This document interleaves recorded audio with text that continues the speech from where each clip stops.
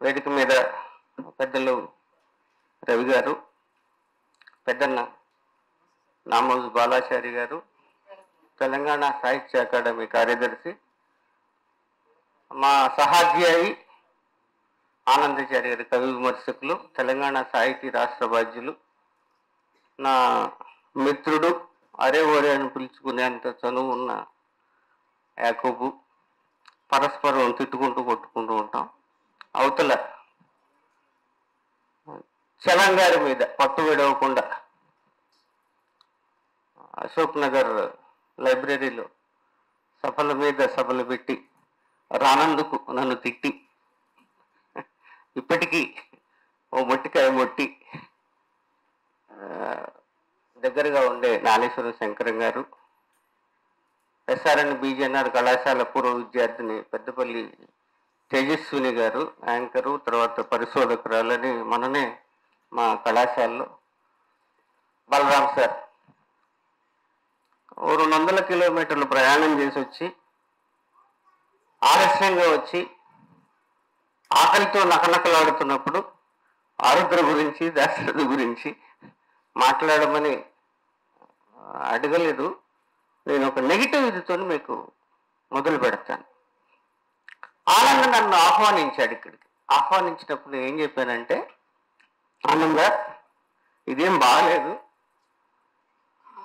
నీది ఖమ్మమే నాది ఖమ్మమే అనుకుంటారు, ఆ విమర్శ వస్తుంది, నేను వస్తాను కానీ వేదిక మీద ఉండను అని చెప్పాను. అది రానే వచ్చింది. చదివి వినిపిస్తా, ఎవరు రాశారో కూడా చదివి వినిపిస్తా. నాకు తెలిసినంత వరకు దాయాదులు ఎవరు ఈ ఆహ్వాన పత్రికలో కనిపించటం లేదు. ఏ భావజాలానికి చిక్కని నిలయ విద్వాంసుడు ఉన్నాడు. నీవు ఖమ్మమే నేను ఖమ్మమే, భలే కుదిరింది, వామపక్షీయులు కక్ష దాటి రారు, ఐక్యతకు ఆమడ దూరం, ఎవరి పీఠాలు వారివే, కమ్యూనిజం వర్ధిల్లాలి, అందని ద్రాక్ష పండు, చుక్కలు చుక్కలు చుక్కలు. చూద్దాం. డాక్టర్ వి వీరాచారి, అరసం, తెలంగాణ రాష్ట్ర పూర్వ అధ్యక్షులు, బ్రాకెట్లో ప్రథమ, ఆలంపూర్, జోగులాంబ, గద్వాల జిల్లా. ఆహ్వాన పత్రికలో ఎవరు ఉండాలో ఎవరు ఉండొద్దో ఆలోచించే బదులు ఆరుద్ర ఏం చెప్పాడు, దాశరథి ఏమన్నాడు, దాశరథి ఎందుకు ఇందాక అన్నాడు కదా నిజామాబాదు జైలు గోడల మీద రాశాడు అని, వాటిని ఆలోచించవలసినటువంటి మిత్రులు అంగో ఇలాంటి అల్పమైన, తుచ్చమైన, నీచము అయిన, పనికి మాలిన పోస్టులతో కొట్టుకుంటున్నది తెలుగు సాహిత్యం. ఆ సందర్భంలో మనం సమాలోచన అని బయలుదేరాం.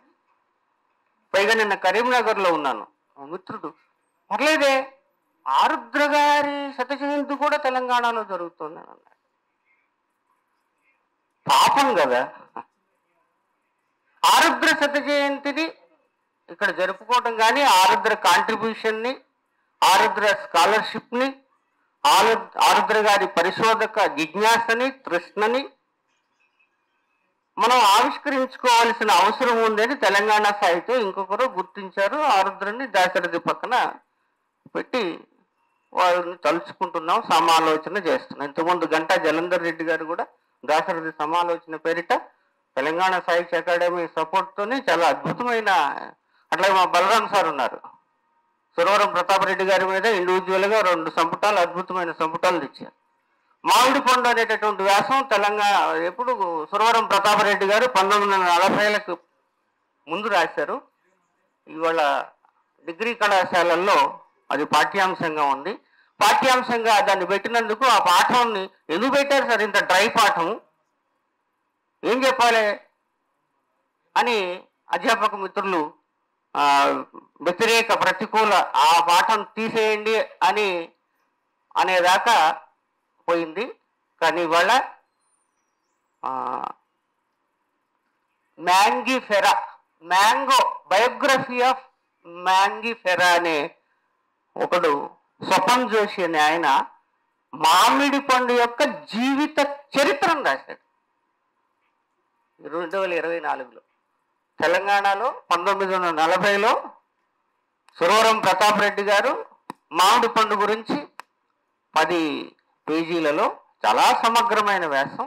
ఎందుకంటే ఇక్కడంతా స్కాలర్లు ఉన్నారని చెప్పినారు కనుక నేను ఈ మాట మాట్లాడవలసి వస్తుంది. చెప్పిన మాట మళ్ళీ చెప్పను. గాయకులందరేమో ఆ చల్లని సముద్ర గర్భం అనే పాటతోటి దిగిపోతారు.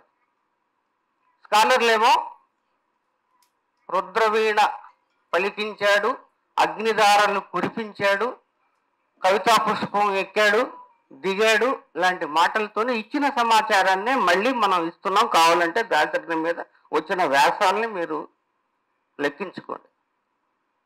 ఈ సందర్భంలో దాశరథి గురించి కానీ అండ్ మా అన్న చెప్పారు, ఎవరు నాలేశ్వర శంకరం గారు, ఆరుద్ర గురించి రాముడికి సీత ఏమవుతుందని. అశోకుడు ఆడవాళ్ళలోని ఒక వ్యాసం రాశాడు ఆయన. ఆరుద్ర వ్యాసపీఠంలో ఉంది. స్కాలర్లకు మాత్రమే నేను వినిపించుకుంటున్నాను. స్కాలర్లో అనకపోతే నేను వచ్చి ఉండేవాడిని కాదు. ఆనంద్ కోసం వీరాచారి గారి మాట చెప్పాను కదా. అంతేకాదు, శ్రీకృష్ణుడు మత్స్య యంత్రాన్ని కొట్టాడని రాసి లండన్లో 1905లో వీధి పేర్ల మీద ఒకడు పుస్తకమే రాశాడనే సమాచారం ఇచ్చాడు. కపిలవాయి లింగమూర్తి గారు అనే పెద్ద ఆయన మా గ్రామ నామాలు మన గ్రామ నామాలు అనేటటువంటి పుస్తకం తెచ్చేదాకా మనకు మన విశ్వవిద్యాలయాల్లో కానీ లేదు ఇంకొక చోట కానీ గ్రామ నామాల చరిత్రను పిల్లల చేత రికార్డు చేయిద్దాం అనేటటువంటి స్పృహ కలగలేదు. ఇక్కడ ఉన్నటువంటి వాళ్ళని మీకు ఆ ఊరి పేరు ఎందుకు వచ్చిందని అడిగితే ఎవరు చెప్పలేము. మనం మహబూబాద్ జిల్లాలో మల్లియాల అనే ఒక ఊరుంది, చాలా మందికి తెలుసు. చాలా క్యాజువల్గా ఎందుకు చెప్తున్నానంటే మల్లియాల, రెడ్డియాల, వాయిలాల. వాయి అంటే నోరు, లాల అంటే చిన్నపిల్లల భాషలో స్నానం చేయించటం. స్నానం చేయించిన తర్వాత పిల్లలకి పెద్దవాళ్ళు ఏం చేస్తారండి మీ అందరికీ తెలుసు కదా, చెవుల్లో ఉప్పున ఊడతారు. వాయితో చేయించే స్నానము అనే సెన్స్ ఆ రామనామంలో ఉందేమోనని స్కాలర్లు ఆలోచిస్తే ఇన్ని విషయాలు బయటపడతాయి. లేదు ఆ ఊర్లో కాన్పు చేసేటటువంటి ఆయాలు ఉన్నారేమో, మంత్రసానులు ఉన్నారేమో అనే విషయం తెలుస్తుంది. ఇందాక మల్లియాల అన్నా కదా, మళ్ళీ ప్లస్ ఆల, మల్లియాల బాగుంది, ఎనాదేశ సంధి.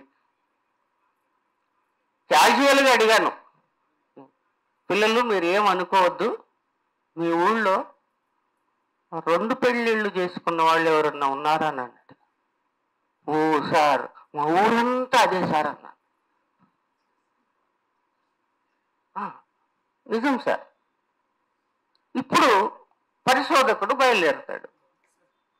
ఎందుకు ఆ గ్రామంలో ద్వితీయ వివాహాలు జరిగాయి? మలయాళ అనే పేరు ఎందుకు స్థిరపడింది? ఎందుకు ఆ ఊళ్ళో ఉన్న ప్రతి మనిషికి 2వ పెళ్లి అవసరమైంది? తీస్తాడు. మలి అంటే 2 ఉంది, ఆల అంటే ఆలమంద ఉంది, మలియాల అది కూడా సరిపోతుంది.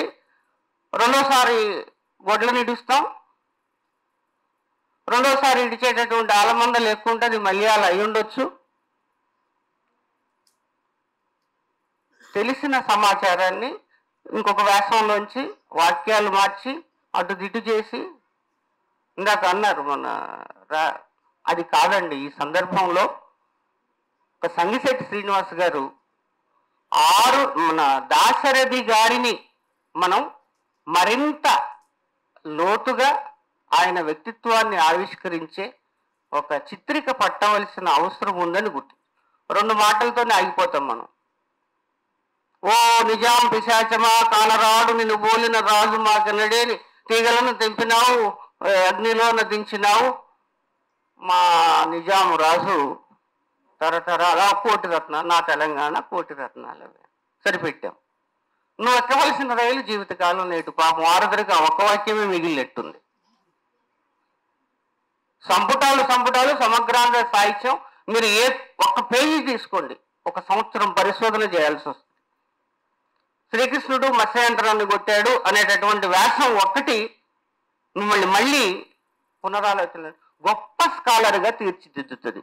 ఆయన వెన్నెల వేసి ఉన్నది, ఏటికేడాది ఉన్నది, త్వమేవాహం అన్న చెప్పినారు. త్వమేవాహంని ఇది మనకు పరుగుగడ్డ పడని కావ్యం అని నారాయణ రెడ్డి గారు అన్నాడు, అయిపోయింది. త్రిభుజం గీశాడు, బొమ్మలు వేశాడు.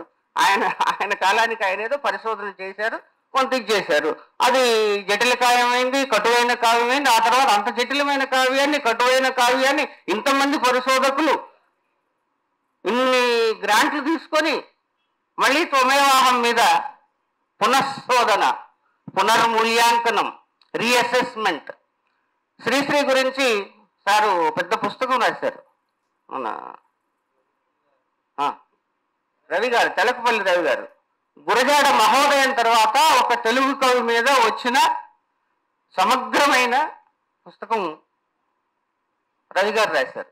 ఇంకా ఖాళీ ఉంది మిత్రులారు. తెలుగులో మీరు ఏ కవినైనా తీసుకోండి, అతని వారి స్థాన నిర్ణయము సరిగ్గా జరగలేదు. ఏ కవి గురించి మన దగ్గర ఒక ఫైనల్ అసెస్మెంట్ ఇది అని తేల్చే ఇది లేదు. ఎవరో ఒకళ్ళు చెప్తారు, ఆ తదాదిగా దాన్ని పట్టుకొని ఆయన అది, ఈయన ఇది, ఈయన ఇంకొకటి ఇది. ఇప్పుడు నిల విద్వాంసుడు కాల. అలాగే మనం వెతికి చూస్తే దాశరథి నేను ఎందుకు చెప్పటం, ఎన్ని అద్భుతమైన ప్రయోగాలు చేశాడు. పెన్సిల్ ములికి మీద చాలా శాస్త్ర దృష్టితోటి మొట్టమొదటి సైన్స్ కవిత, వచన సైన్స్ కవిత రాసింది దాశరథి. కానీ సైన్స్ కవితలు బాగా రాసింది ఎవరు అని అంటే మనం వారి పేరు చెప్తాం. రమణ సార్ పేరు ఏం పేరు, మన కొత్తపల్లి సత్యశ్రీమన్నారాయణ గారి పేరు చెప్తాం. కొత్తపల్లి తర్వాత ఎన్నం సత్యం అని తెలంగాణలోనే ఉన్నతను దీర్ఘ కవిత సిరిసిల్ల సైన్స్ మీద లాంగ్ పోయం రాశాడు సార్. 4 పోయమ్స్ రాసినారు. సో ఇవన్నీ వారిని రీఅసెస్ చేసుకోవడానికి మనకు అది నా కుతూహలం. స్కాలర్లు ఏం రాశారో వినటం కోసం వచ్చారు మిత్రులారా. సైన్స్ గేమే కానీ ఆ పాటతోటి దిగి వెళ్ళిపోతాం మనం అని చెప్తున్నాను. ఆ పాటను ఆనందిస్తాం. చివరి వాక్యం, గాయపడిన కవి గుండెలలో రాయబడని కావ్యాలేనో అన్న దగ్గర ప్రతి వక్త దాన్ని వాడతాడు, అబ్యూస్ చేస్తాడు. మళ్ళీ దాన్ని ఇంకొక మాట కూడా ఉంది, ఆనందంతో నేను అన్నాను, తెలుగు పద్యాన్ని సరళీకరించి సామాజిక అభ్యుదయ ప్రగతి వాదానికి ఎంత సరళంగా వాడచ్చో అంత సరళంగా వాడేందుకు పద్యాన్ని ఇచ్చేసినటువంటి వాళ్ళలో దాశరథి ఉన్నాడు. కానీ మన దురదృష్టం కొద్దీ జాషువా అని చెప్తాం, కానీ జాషువా దగ్గర చెప్పి ఆగిపోతాం. దాశరథిని మెన్షనే చేయము. దాశరథి కూడా ఈక్వల్గా ఇచ్చేసారు. కరుణశ్రీ గురించి చెప్తాం, జాషువా తర్వాత కరుణశ్రీ గురించి చెప్తాం, మనం చెప్పం.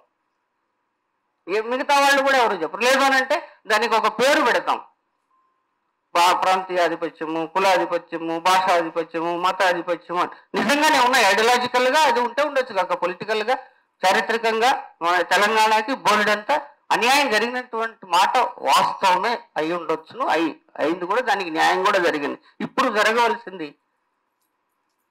దాశరథి యొక్క కాంట్రిబ్యూషన్ని. మా ఖమ్మంలో కూడా విగ్రహం వేసాం, ఇద్దరి సోదరులది. ఎందుకు అంటే మా గూడూరు ఖమ్మంలో ఉన్నాడు, గుంటిమల్లన సత్రంలో తిరిగాడు దాశరథిని.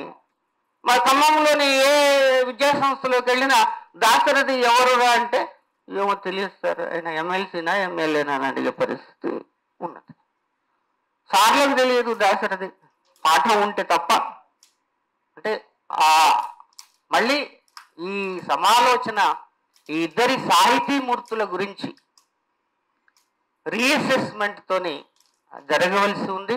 అది మళ్ళీ రుద్రవీణం తీసుకోండి, మళ్ళీ అగ్నిదారం తీసుకోండి, చెప్పిన విషయాన్ని చెప్పకుండా ఇంకేమి కొత్తగా చెప్పడానికి వ్యాఖ్యానించడానికి వీలున్నది.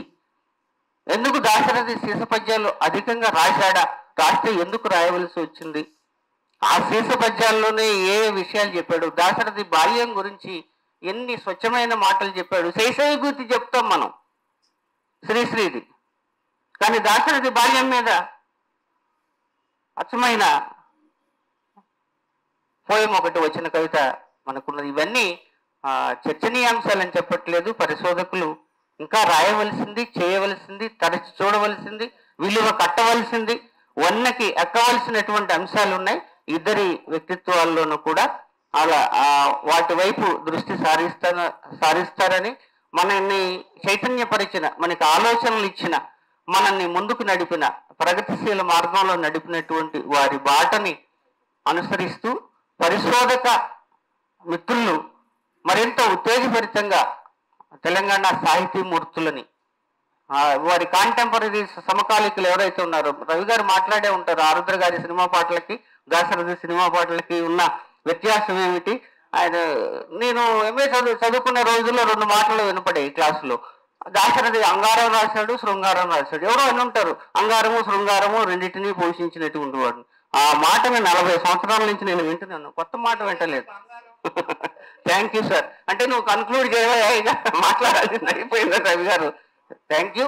ఆలస్యంగా వచ్చినందుకు నన్ను మన్నించాల్సిందిగా కోరుతూ నాకు ఈ మాట్లాడే అవకాశం ఇచ్చినందుకు ఆనందచారి గారికి కృతజ్ఞతలు చెప్తూ, వీరాచారి గారు లాంటి మనుషులు మనందరిలోనూ ఉన్నారు. మనకి నచ్చని దాన్ని మనం సహేతుకంగా ఖండించాం. ఆ పనిని ఆయన దాశరథి మీద ఇదిగో ఇది దాశరథి అని చెప్తే సంతోషించేవాడిని. నేను ఎట్లాగో నిలయ విద్వాంసుడిని 2 రాష్ట్రాల్లో, అది వేరే విషయం. Thank you.